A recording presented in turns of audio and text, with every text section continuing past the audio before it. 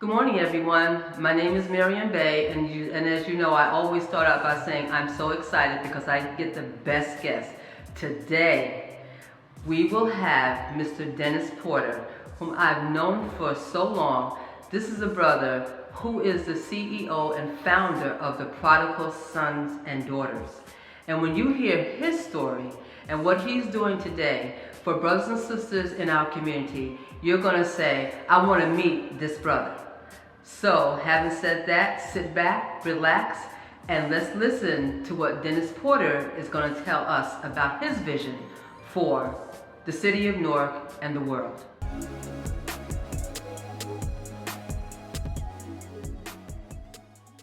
My name is Dennis Porter. I'm the founder and chief operating officer of Prodigal Sons and Daughters Redirection Services.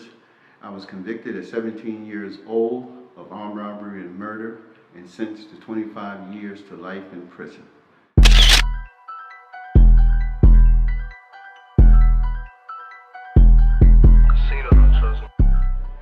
Good morning, everyone. My name is Maryam Bey, and as you know by now, I am the host of television.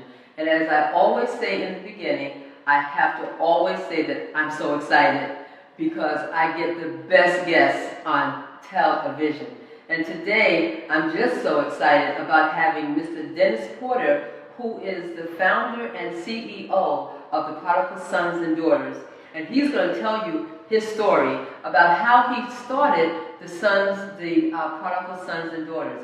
And so, Mr. Porter, this is what I want to say to you. You know, I'm so happy that you're here because we work together and you have designed many posters. My first introduction to you was the poster that you designed with the gun. Right. And what you said about the gun and everything, the charges and what people could get if they were to carry the gun. And plus I want to say to you that you're such a suave person. You're always like so cool and everything, you know. You just have this walk about you. Thank you. And the other thing I want to say is that you have a birthday. Yeah. So your birthday is coming up, so happy birthday. Thank you. Yes, and thank you so much for coming here on your birthday, because this time last year, we were doing a program where we honored you, and it was your birthday. This is to be something. Wow. I said, I hope Miss Bey isn't starting a tradition. I said, I hope not, because I'm trying to be here a long time, so I don't want to put her out, you know. But as usual, Miss Bey, as always, you know, when I think back to that prison cell, and then you brought me to a place where 25 years ago I was paroled right across the street. And I didn't know that. I had to say that, you know, You have to, yes. because I've been back here since. Wow. 25 years. So once again, you have this presence again as if you are playing some role that I did not see coming. I saw a lot of stuff coming. Yes. I kind of saw a lot of help coming.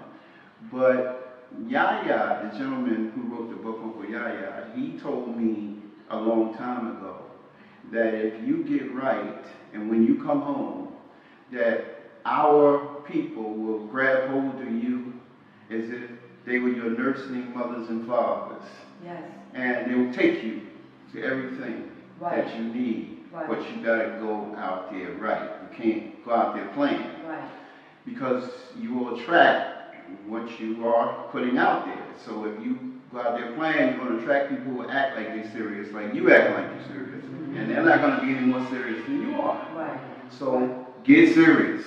Yes. And that way you will attract that to you. So when I find myself here, I don't know what anybody else thinks of Miss Maryam Bey or television.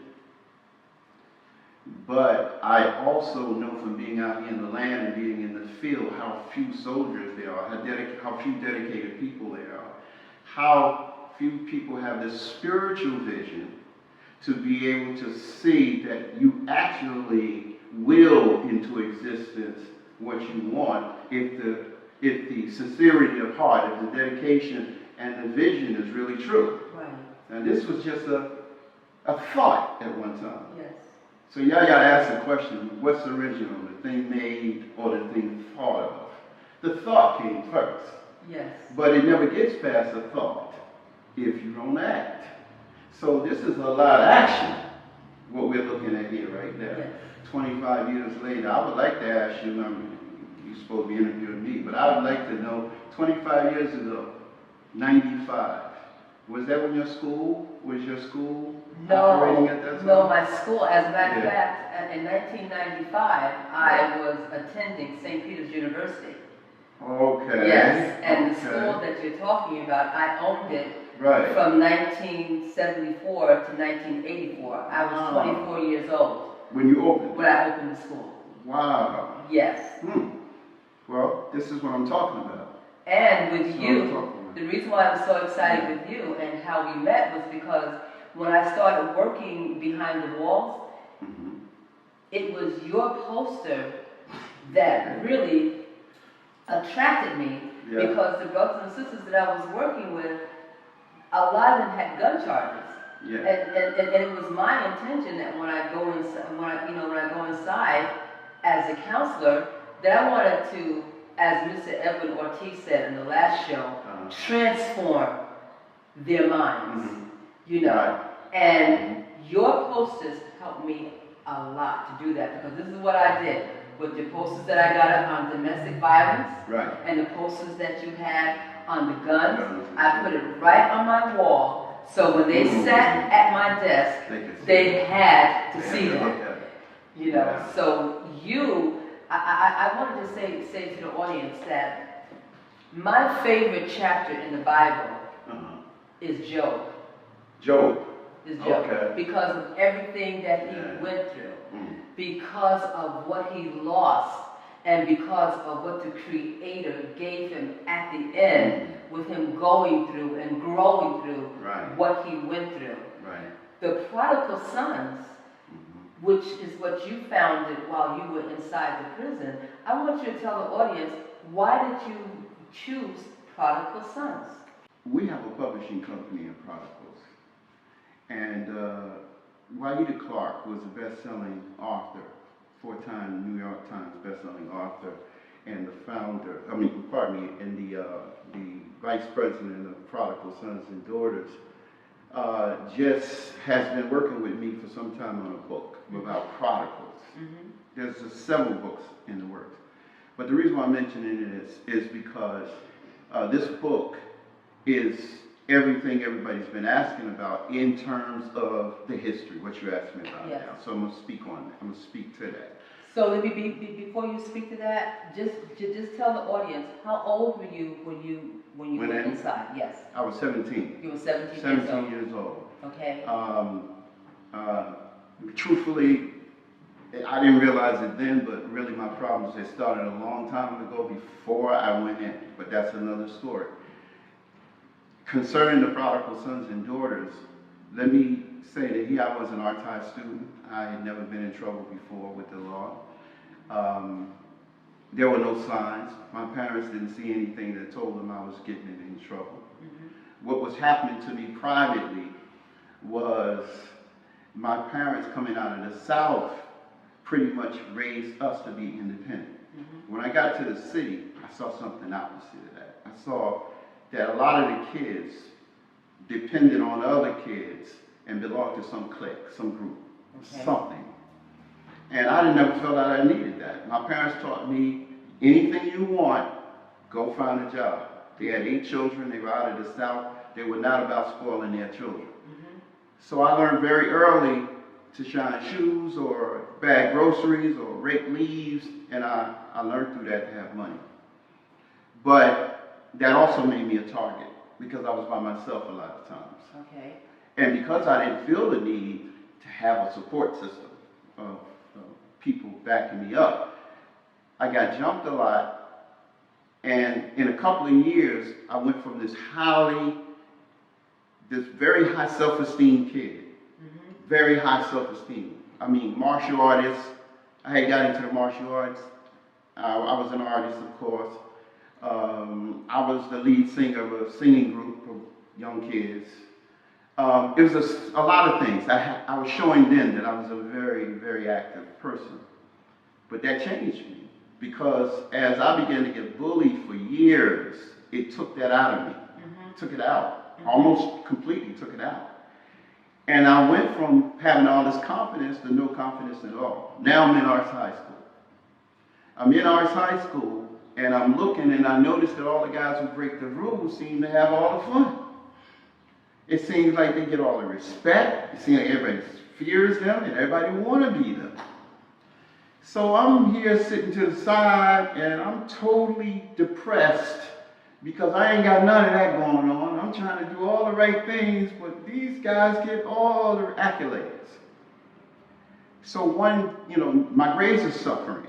And as a result of my grades suffering, they think maybe something's wrong in my home.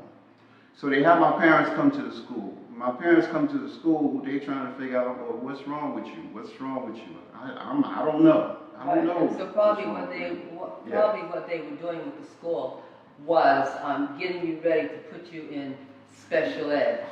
Thank you. To put you in special ed. Okay. Because that's what they tend to do. Okay. That's what they tend to do with our sons and daughters when they start acting out or misbehaving. Well, I must have been pretty close. Well, there's a degree of validity that I was in trouble. Right. Because they saw that. And back then, as you know, there was probably a slightly different attitude maybe in the 60s and 70s in terms of the intentions of the black teaching staff, because you had a lot of black consciousness in the atmosphere, so they were very much protective in that regard, but it wasn't enough. And then finally, after so much of just being depressed, one day I was coming home from school and I was turning a corner, and there used to be a commercial, I like to mention this, that was talking about this kid who would take the long way home. Every day he would come home, he would go through back alleys, he would do everything to avoid the gangs, avoid the trouble, and I would do that. Okay. So one day I'm coming around the corner because I decide I don't want to do all that. So listen, I can make it to the house. As soon as I turn the corner, here they come, right there. I said, wow. I dropped my books and said, look, let's just do it, because I know what it is. And one of the guys looked at me, he said, wait a minute, I know you. I know your father. Your father's crazy. My father, being out of the South, didn't have a lot of regard for city guys because he thought they blew their chances. He never had the breaks they had. He had to quit school as a kid. And he got 8 children now to take care of. So my father had a reputation of being a very respectable guy, but you couldn't call him a country boy or something like that to try to make fun of him. And that's how he earned his rep. So now, what is an OG? Well, the term OG originally meant original gangster. And these were guys out in the neighborhood who had made their name and made their bones, had established their legitimacy. Everybody knows that this person here, he's a king, or he's definitely established without question.